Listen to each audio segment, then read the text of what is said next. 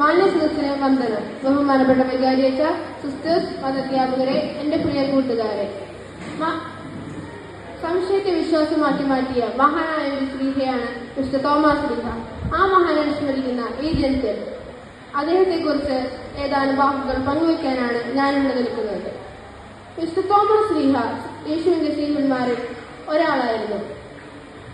ഉയർത്തെഴുന്നേറ്റ യേശുവിനെ നേരിൽ കണ്ട ശേഷം എന്റെ കർത്താവെ, എന്റെ ദൈവമേ എന്നേറ്റു പറഞ്ഞ ആ വാക്കുകൾ ഇന്നും ലോകമെമ്പാടും മുങ്ങിക്കൊണ്ടിരിക്കുന്നു. AD 52 മിസ്റ്റർ തോമസ് ലീഹ ഭാരതത്തിൽ, പ്രത്യേകിച്ച് കേരളത്തിലെത്തി. സ്നേഹത്തിന്റെയും സമാധാനത്തിന്റെയും ക്ഷമയുടെയും സന്ദേശം ജനങ്ങളിലേക്ക് എത്തിച്ചു. അനേകം വിശ്വാസ സമൂഹങ്ങൾ സ്ഥാപിച്ചു. അനേകരെ ദൈവസ്നേഹത്തിലേക്ക് നയിച്ചു. മിസ്റ്റർ തോമസ് ലീഹയുടെ ജീവിതം നമ്മെ പഠിപ്പിക്കുന്നത് സംശയങ്ങൾ ഉണ്ടായാലും സത്യം അന്വേഷിക്കാനും ദൈവത്തിൽ ഉറച്ച വിശ്വാസം പുലർത്തുവാനും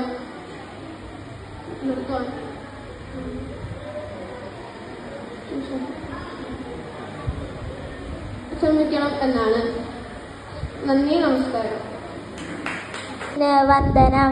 ബഹുമാനപ്പെട്ട വികാരിയച്ച, സിസ്റ്റേഴ്സ്, മറ്റു മതാധ്യാപകരെ, എൻ്റെ പ്രിയപ്പെട്ട കൂട്ടുകാരെ, അസത്യത്തിൽ നിന്നും സത്യത്തിലേക്കും അന്ധകാരത്തിൽ നിന്ന് പ്രകാശത്തിലേക്കും മരണത്തിൽ നിന്ന് മരണമില്ലായ്മയ്ക്കും ഞങ്ങളെ നയിക്കണമേ എന്ന പൂർവ്വപിതാക്കന്മാരുടെ പ്രാർത്ഥനയ്ക്ക് ഉത്തരമായി രക്ഷയുടെ സുവിശേഷമായി വന്ന ക്രിസ്തു ശിഷ്യനാണ് തോമസ് ലീഹ. ജൂലൈ 3 തോമസ് ലീഹയുടെ തിരുനാൾ നമ്മൾ ആഘോഷിക്കുന്നത്. ഇന്ത്യയിലെ ക്രൈസ്തവ സഭയുടെ സ്ഥാപകനായ തോമസ് ലീഹയുടെ രക്തസാക്ഷ്യത്തിന്റെ ആഘോഷമാണ് ദുഃഖ്രാന തിരുനാൾ. കേരളത്തിൽ ദുഃഖ്രാനെ തോരാന എന്നും പറയാറുണ്ട്. ആ ദിവസം തോരാതെ മഴ പെയ്യുന്ന കാരണമാണ് തോരാന എന്ന് പറയുന്നത്. AD 52 തോമസ് ലീഹ കൊടുങ്ങല്ലൂരിൽ വന്നെന്നാണ് കരുതപ്പെടുന്നത്.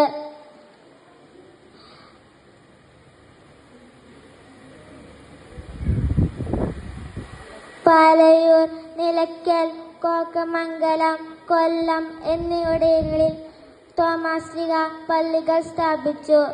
7 പള്ളികൾ എന്നാണ് ഇവ അറിയപ്പെടുന്നത്. തിളക്കോട്ട പള്ളിയാണ് അരപ്പള്ളി. AD 72 തോമസ് ലീഹ തമിഴ്നാട്ടിലെ മൈലാപ്പൂരിൽ വെച്ച് കുത്തേറ്റ് രക്തസാക്ഷിയായി.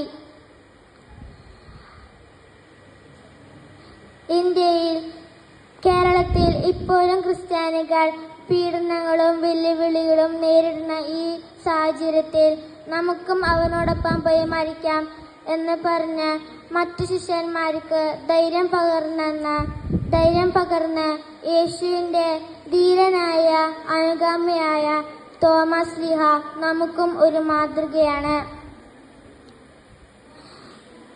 സംശയത്തിൻ്റെ നിഴൽ മാറ്റി വിശുദ്ധ തോമസ് ലീഹയെ പോലെ പൂർണ്ണ വിശ്വാസത്തോടെ എൻ്റെ കർത്താവേ, എൻ്റെ ദൈവമേ എന്ന് പറയാൻ കഴിയട്ടെ എന്ന് ആശംസിച്ചുകൊണ്ട് ഞാനിവിടെ നിർത്തുന്നു. നന്ദി, നമസ്കാരം.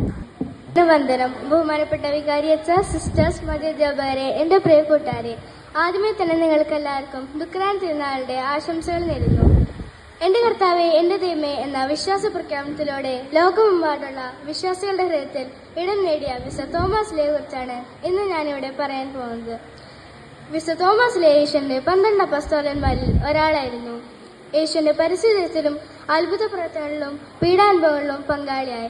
ലാസറിനെ ഉയർപ്പിക്കാൻ യേശു ബഥാനിയിലേക്ക് പോകുമ്പോൾ അവനോടൊപ്പം മരിക്കാൻ നമുക്ക് പോകാം എന്ന് പറഞ്ഞുകൊണ്ട് അദ്ദേഹത്തിന്റെ വാക്കുകൾ ധൈര്യത്തിന്റെയും ഗുരുവിനോടുള്ള സ്നേഹത്തിന്റെയും തെളിവാണ്. സീറോ മലബാർ സഭ വിശുദ്ധ തോമസ് ലീഹയുടെ ഓർമ്മ ദിനമായി ജൂലൈ 3 ദുഃഖ്രാന തിരുനാളെ ആചരിക്കുന്നു. ദുഃഖ്രാന എന്ന വാക്കിന്റെ അർത്ഥം ഓർമ്മ എന്നാണ്.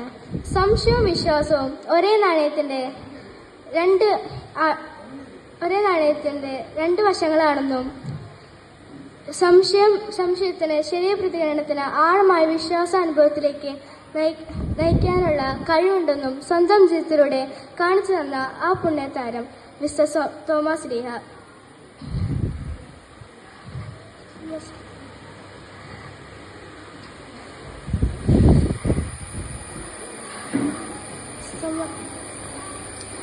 AD 52 കൊടുങ്ങല്ലൂരിൽ എത്തി ഭാരതത്തിലെ സുവിശേഷ പ്രഘോഷണത്തിന് തുടക്കം കുറിച്ചു.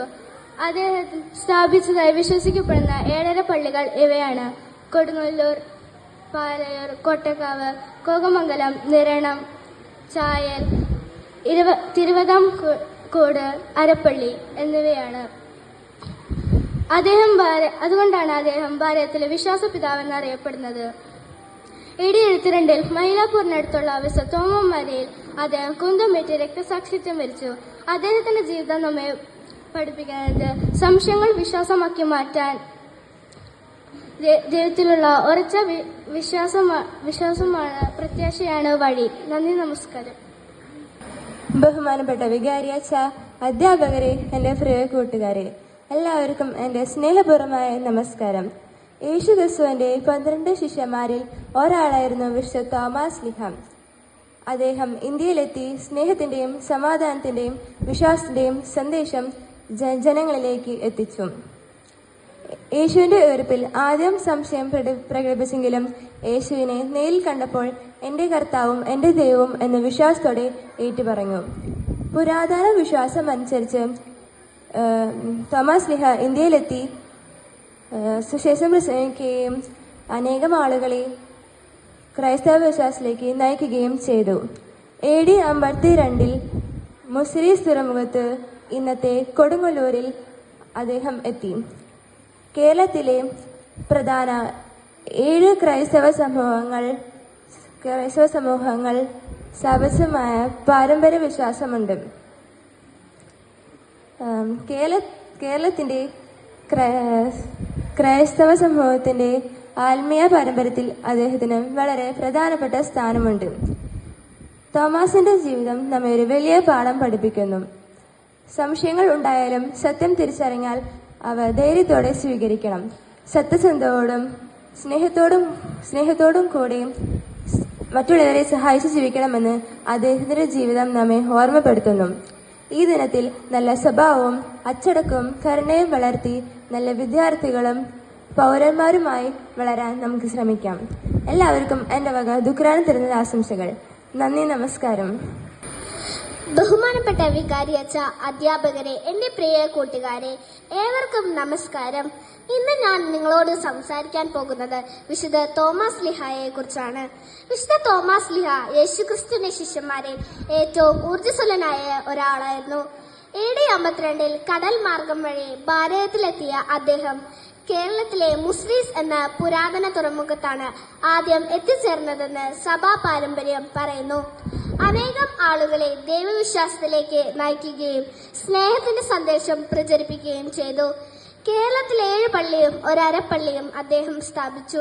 പിന്നീട് തമിഴ്നാട്ടിലെ മൈലാപ്പൂരിൽ സുവിശേഷം പ്രസംഗിച്ചുകൊണ്ടിരിക്കെ അദ്ദേഹം രക്തസാക്ഷിത്വം വരിച്ചു. സംശയത്തിൽ നിന്ന് അചഞ്ചലമായ വിശ്വാസത്തിലേക്ക് വളർന്ന പുണ്യജീവിതം.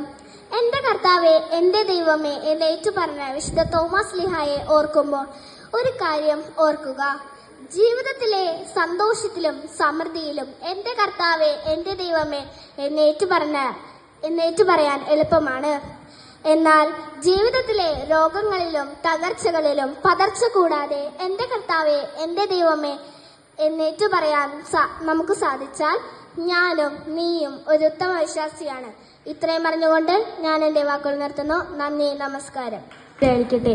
ഇന്ന് ഞാനിവിടെ പറയാൻ പോകുന്നത് വിശുദ്ധ തോമസ് ലീഹിനെ കുറിച്ചിട്ടാണ്. ഈശോയുടെ 12 ശിഷ്യന്മാരിൽ ഒരാളും ദിദിമോസ്, മാർത്തോമ്മ എന്നീ പേരുകളിൽ അറിയപ്പെടുന്നതും ഗലിയിൽ ജനിച്ചതും AD 72 മലയാപ്പൂരിൽ വെച്ച് നീരക്തസാക്ഷിത്വം വരിച്ച് ഭാരത ക്രൈസ്തവ സമൂഹത്തിന്റെ പ്രഥമ അപ്പോസ്തലൻ വിശുദ്ധ തോമസ് ലീഹ. അദ്ദേഹത്തിന്റെ ഭൗതിക ശരീരം ഇറ്റലിയിലെ കോർത്തോണിലാണ് സൂക്ഷിച്ചിരിക്കുന്നത്. ഭാരത ക്രൈസ്തവ സമൂഹം ഒന്നാകെ അദ്ദേഹത്തിന്റെ ഓർമ്മയ്ക്കായി ജൂലൈ 3-ാം തീയതി ദുഃഖാന തിരുനാളായി ആഘോഷിക്കുന്നു. അവ വിശ്വാസത്തിന്റെ ദ്വാരത്തിലൂടെ കടന്നുപോയി. വിശ്വാസത്തിന്റെ വാതിൽ തുറന്നു. എൻ്റെ കർത്താവേ, എൻ്റെ ദൈവമേ എന്ന മഹത്വമായ വിശ്വാസ സാക്ഷ്യം നമുക്ക് പകർന്നു നൽകിയ ക്രൈസ്തവ വിശ്വാസത്തിന്റെ ആൾരൂപം വിശുദ്ധ തോമസ് ലീഹായുടെ പാദസ്പർശത്താൽ അനുഗ്രഹീതമായ വലിയൊരു തീർത്ഥാടനമാണ് മലയാറ്റൂർ. നമുക്ക് അവനോട് കൂടെ പോയി മരിക്കാം എന്നീ വാക്കുകൾ നമ്മുടെ ഹൃദയങ്ങളെയും കാതുകളെയും മുഴുങ്ങി കേൾക്കട്ടെ. വിശുദ്ധ തോമസ് ലീഹയെ പോലെ ഒരു യഥാർത്ഥ ശിഷ്യനാവാൻ ദൈവം നമ്മെല്ലാവരെയും അനുഗ്രഹിക്കട്ടെ എന്ന് ഞാൻ പ്രാർത്ഥിച്ചുകൊണ്ട് നിർത്തുന്നു. നന്ദി. ജയ് ക്രൈസ്റ്റ്.